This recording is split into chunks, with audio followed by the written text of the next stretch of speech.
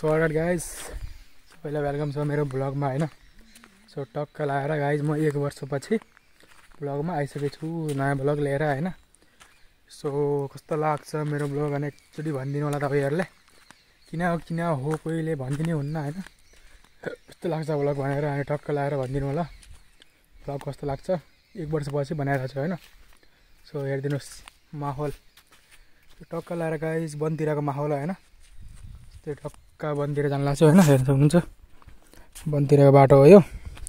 टक्क आज फेरि घाँस खुलेको हैन, टक्क घाँस खुलेछ आज। अनि फेरि बाख्रालाई घाँस दिनु पर्यो, के गर्नु त अनि 2 दिनपछि खुल्छ भन हैन।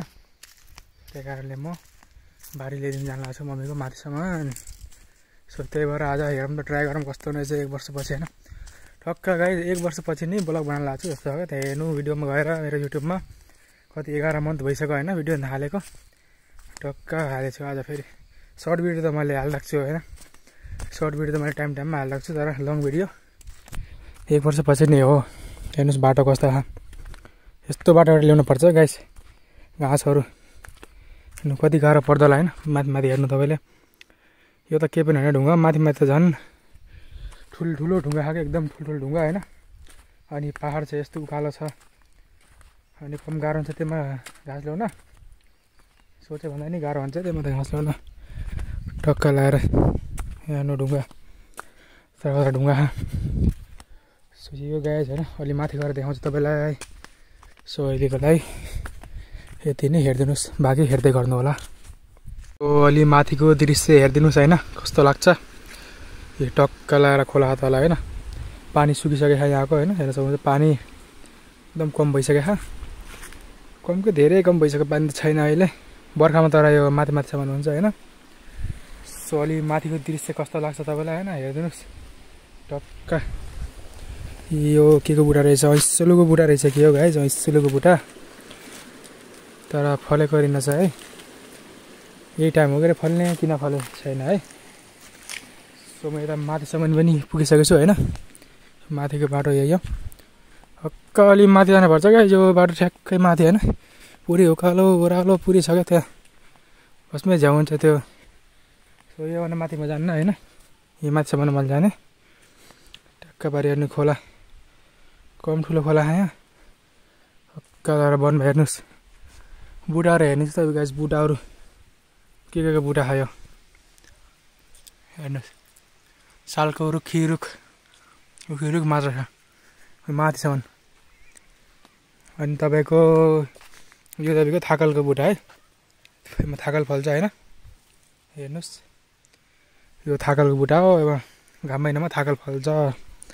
एकदम बबाल थाकल हुन्छ होइन, मिठो हुन्छ एकदम, पकाएर खानुपर्छ, लास्टै मिठो हुने कि। हेर्नु एकचोटि भ्यू हेरिदिनु तपाईँले, सर घुमाइदिन्छु।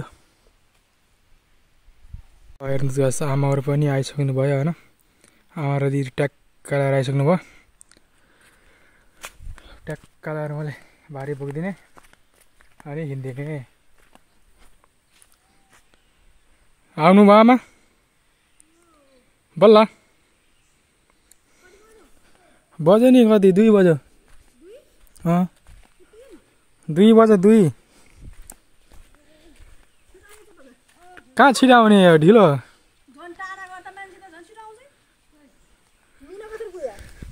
हो किन भयो 1 घन्टा आइसक्नु भयो हो।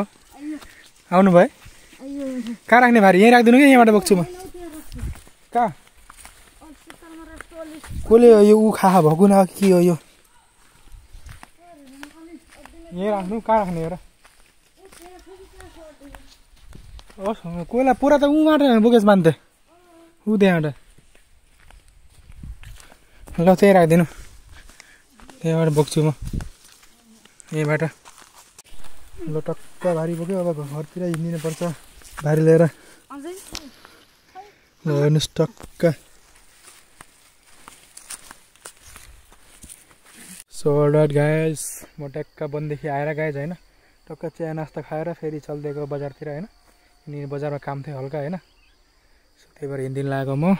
अनि हेर्न सक्नुहुन्छ भ्यू कस्तो खालको, टक्क लाएर गाउँको भ्यू अनि फेरि यो तोरी हेर्नु कस्तो बगाल भए अनि ठ्याक्क अगाडि सनसेट तपाईँको। सो आजको लागि यति नै गाइज होइन, फेरि भेटौँला नयाँ भिडियोमा। आजको लागि यति नै।